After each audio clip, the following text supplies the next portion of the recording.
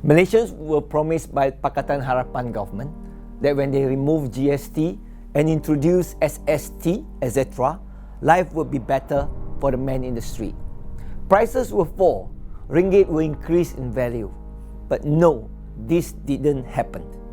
After Pakatan Harapan had ruled for about a year, the cost of living increased, the man in the street and all Malaysians suffered from false promises and a reactionary government that made policy statements and U-turns like child's play.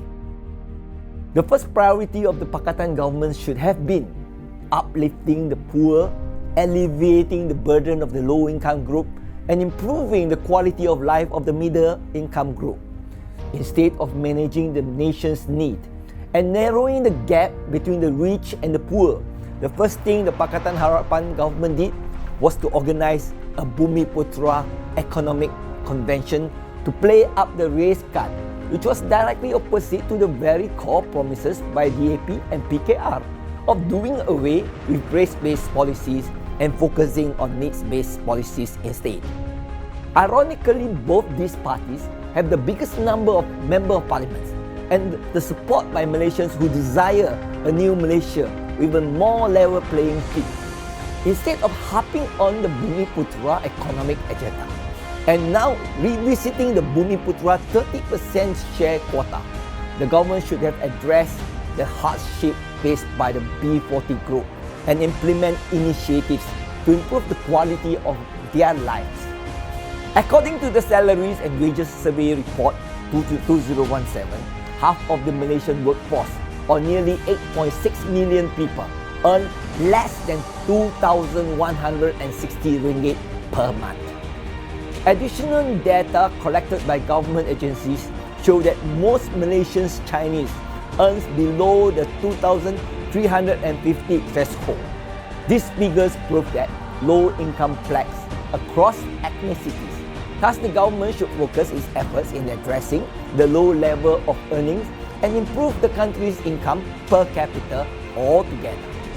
The 30% shareholding quota not only negatively impacts foreign confidence of our local economy, but also hinders the liberalization process to broaden and deepen the local financial market. It is an unfair policy that will discourage foreign investment in our local bursa market and instead divert them to go public in other financial markets such as Hong Kong and Singapore. It is unsurprising that many local upcoming startups and SMEs will also opt to be listed in the foreign market as well if this policy is implemented. In 2017, Bursa Malaysia conducted 14 initial public offerings, and this grew to 22 in 2018. Despite a higher number of companies which underwent public listing in 2018, the funds raised were only but a fraction, or to be exact, only 9.45% of the total funds raised in 2017. Yet, instead of addressing the weaknesses of the financial market, Pakatan Harapan opt to implement the shareholding quota, which further depressed the local market. This quota system benefits only the cronies and a privileged few, further widening the inequality gap between the rich and the poor. It will most definitely not benefit the B40s as they already struggle with the cost of living and many are without savings, leaving them without means to purchase shares, etc. This policy also betrayed the aspirations of Malaysian Baru, which emphasized on equality. To this travesty, the courageous DAP chose to remain silent.